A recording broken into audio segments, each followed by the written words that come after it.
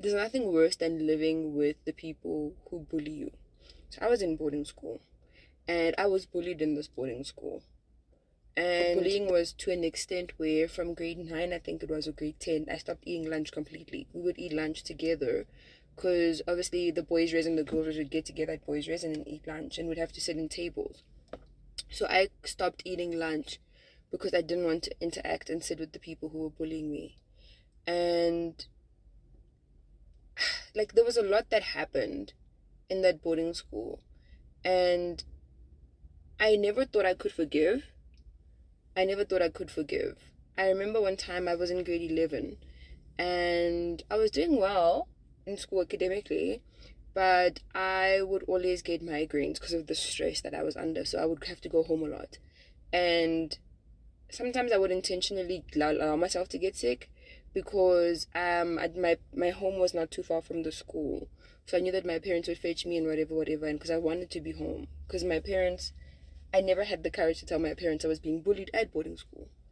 And so in grade 11, I was sick. I was absent for so many days because of migraines and illness that the school was like, yo, she's doing well academically, but she has missed a lot of days. And if she misses, I think 3 or more days, we're going to have to make her repeat the grade simply because she's missed too many days, too many academic days.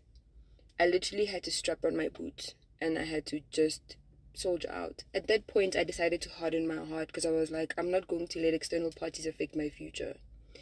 And yeah, I just continued to skip lunch. And that's why for me, peer pressure is not a big thing. I had to harden my heart at that point because I was living with the same people who were bullying me and whatnot, day in, day out. And that's when I decided I am going to be an attorney. I want to fight for people who are unable to fight for themselves. And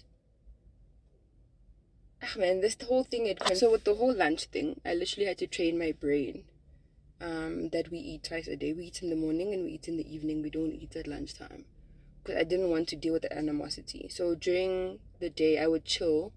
During like lunchtime, I would go sit with day scholars, no matter how hungry I got. Because those little moments were moments of peace for me. I mean, I was playing sports, and I even ended up coaching sports because whatever it was, it would keep me away from hostel. I didn't think I'd ever become a prefect, but I did at the hostel.